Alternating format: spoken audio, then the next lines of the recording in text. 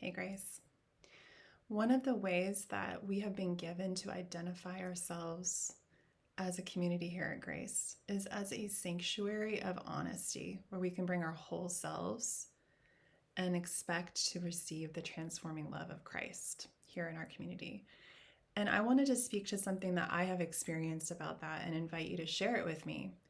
Um, our church, like every other church in the world, has gone through the COVID pandemic, and we're on the other side of that, but it's left profound scars. And for me, part of that experience of being disconnected from our community during that season was that I just didn't even know how to come back to church. I didn't know how to be in community.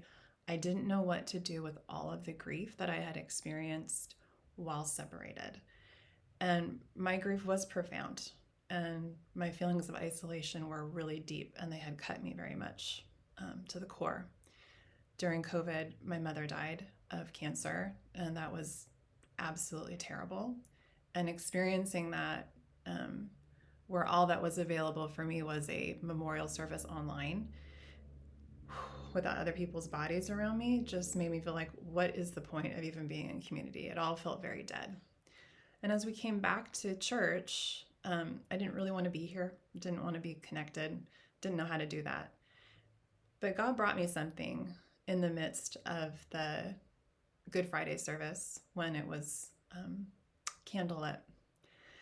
That really changed something for me. God showed me that He had been anticipating my grief and indeed had been waiting for me to bring my grief into the community.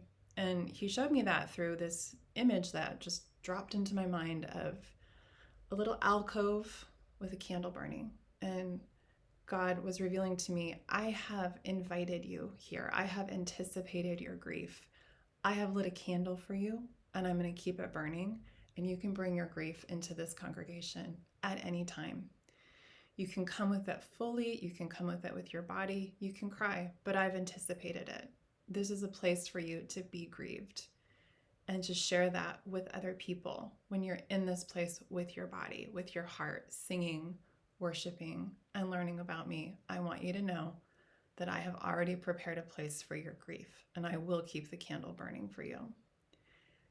And all of us here in this community have so much grief. Some of it is about people dying. Some of it is about dreams dying. Some of it is about just how life goes on. And some of our things that we loved are fading. Like I think of that even as this new school year begins, and I have felt like, oh, my child is going into third grade. I'll never have a second grader again. That's a real grief. And I feel it here in church.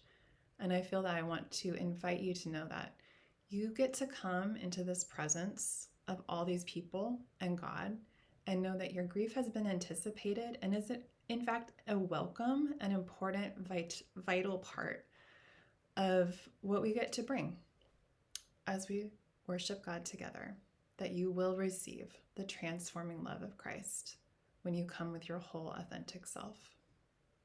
Thanks.